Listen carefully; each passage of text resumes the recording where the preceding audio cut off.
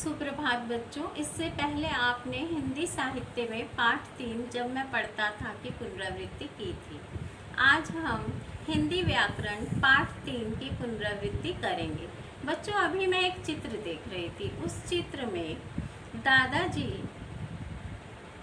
अखबार पढ़ रहे थे, पिताजी टीवी देख रहे थे, माँ चाय बना रही थी, दादी जी पूजा कर रही थी, राम पढ़ रहा था और सीता चित्र बना रही थी। तो बच्चों, आप बताइए राम क्या है? बिल्कुल सही उत्तर, राम लड़का है। सीता क्या है? बिल्कुल सही उत्तर, सीता लड़की है। तो बच्चों, अब तो आप जान गए होंगे कि आज मैं आपको कौन सा पाठ की पुनरावृत्ति कराने जा रही हूँ।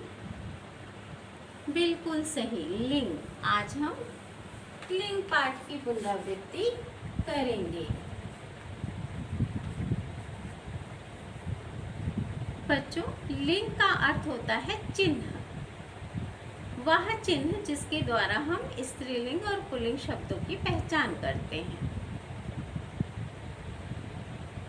लिंग के दो भेद होते हैं, पहला स्त्रीलिंग, दूसरा पुल्लिंग। तो बच्चों, स्त्रीलिंग शब्द इस प्रकार हैं: माता, नानी, शेरनी, मोरनी। ये स्त्रीलिंग शब्द हैं।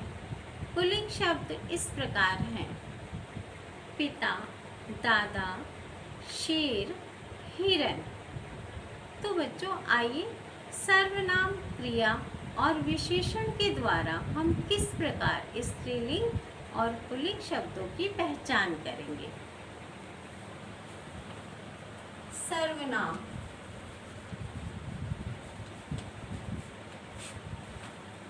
सर्वनाम के हम दो शब्द लेते हैं, मेरा और मेरी।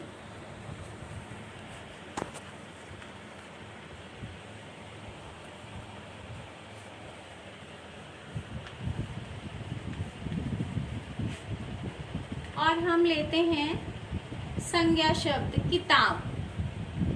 किताब में मेरा सर्वनाम लगाकर हम बोलेंगे मेरा किताब, तो ये सही नहीं है। अगर हम मेरी सर्वनाम लगाकर बोलेंगे मेरी किताब, तो ये बोलने में सही है। मेरी किताब से हमें पता चलता है कि किताब स्त्रीलिंग शब्द है। इसी प्रकार विशेषण के द्वारा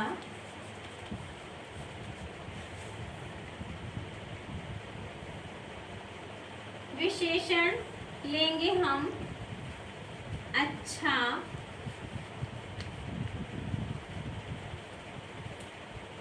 अच्छी।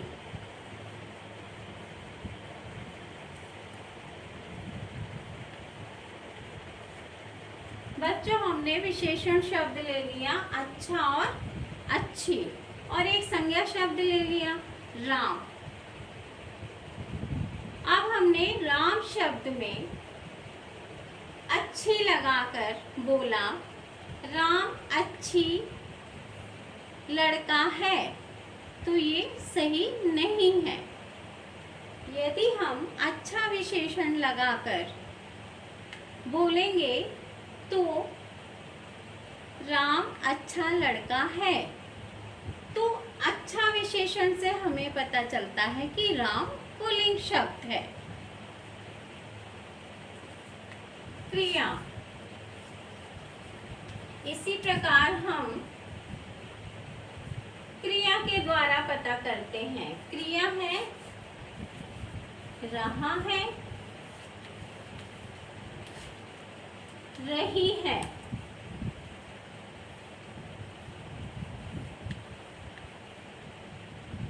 संज्ञा शब्द लेते हैं मोर। मोर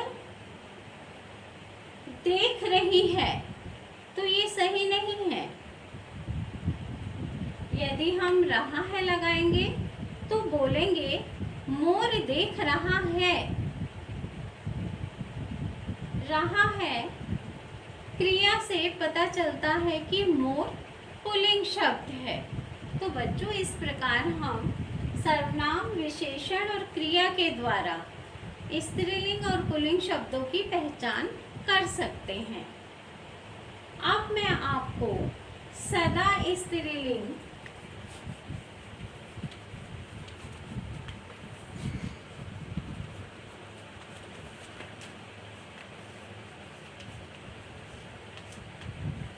सदा स्त्रीलिंग और सदा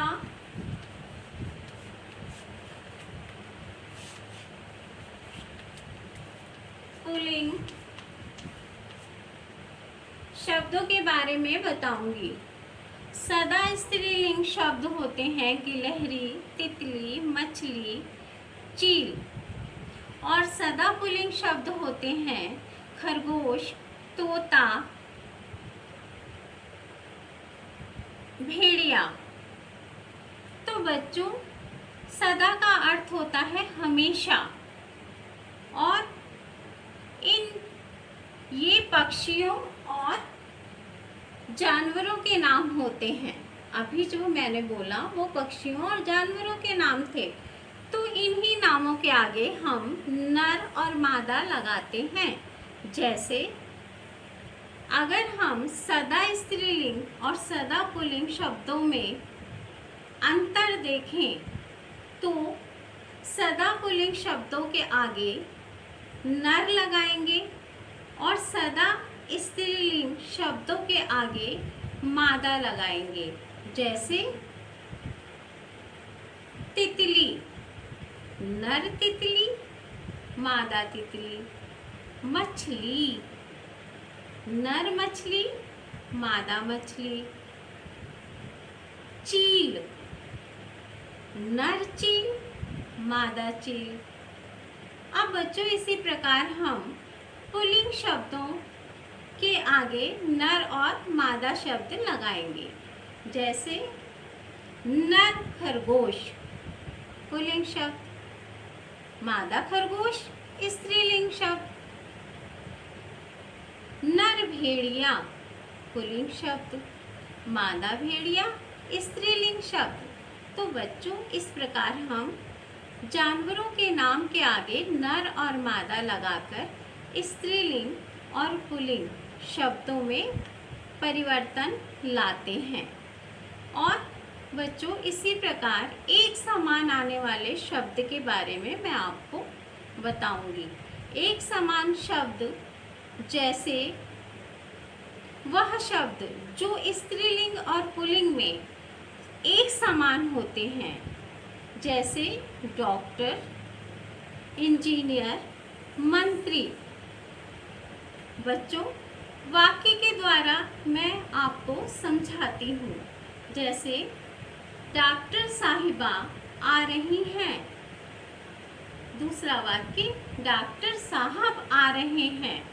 तो बच्चों, आ रहे हैं से पता चलता है कि यह पुल्लिंग शब्द है, और आ रही है से पता चलता है कि यह स्त्रीलिंग शब्द है। साहब से पता चलता है कि ये पुल्लिंग शब्द है, और साहिबा से पता चलता है कि यह स्त्रीलिंग शब्द है। लेकिन इस वाक्य में डॉक्टर शब्द स्त्रीलिंग और पुल्लिंग दोनों के लिए समान रूप से प्रयोग किया गया है।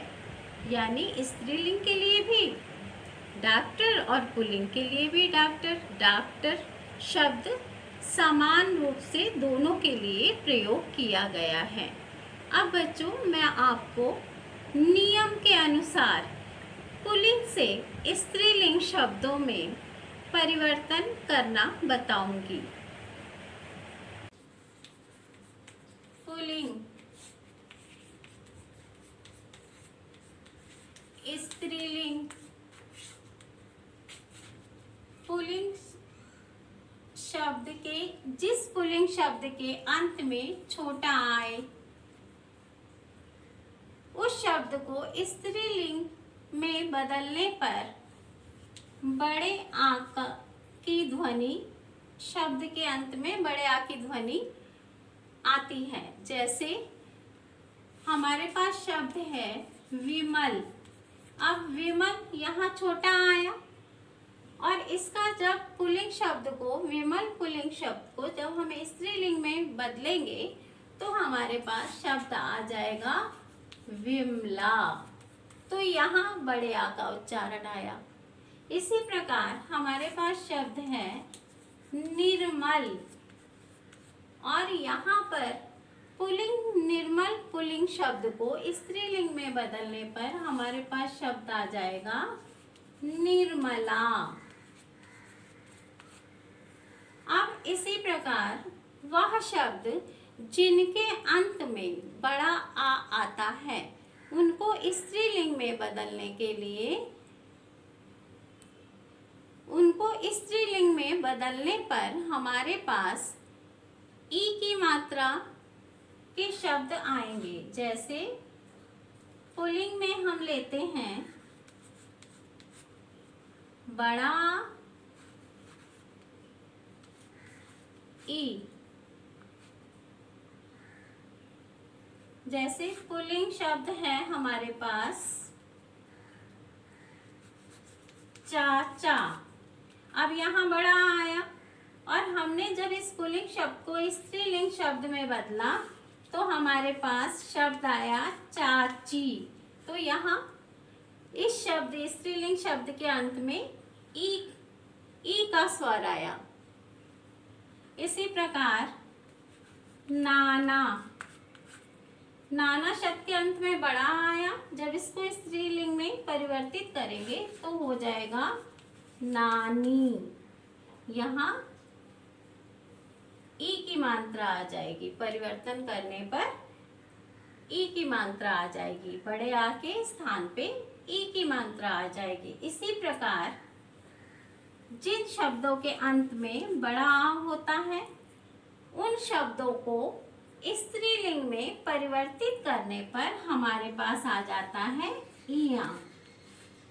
जैसे डिब्बा, हमारे पास शब्द है डिब्बा। अब यहाँ पे इस शब्द के अंत में बड़ा आया है तो यहाँ पर डिब्बा पुल्लिंग शब्द है, इसको स्त्रीलिंग शब्द में बदलेंगे तो हमारे पास शब्द आ जाएगा डिबिया। तो यहाँ हमारे पास यह आ जाएगा। तो इस प्रकार बच्चों हम पुल्लिंग शब्दों को स्त्रीलिंग शब्दों में बदल सकते हैं। इस पाठ को अच्छी तरह पढ़ लीजिएगा। इसकी वर्कशीट मैं आपको वीडियो के साथ भेज दूंगी और अगले दिन 10 बजे तक मुझे अपनी हिंदी की कॉपी में वर्कशीट के प्रश्नों के उत्तर लिखकर भेज दीजिएगा। धन्यवाद बच्चों।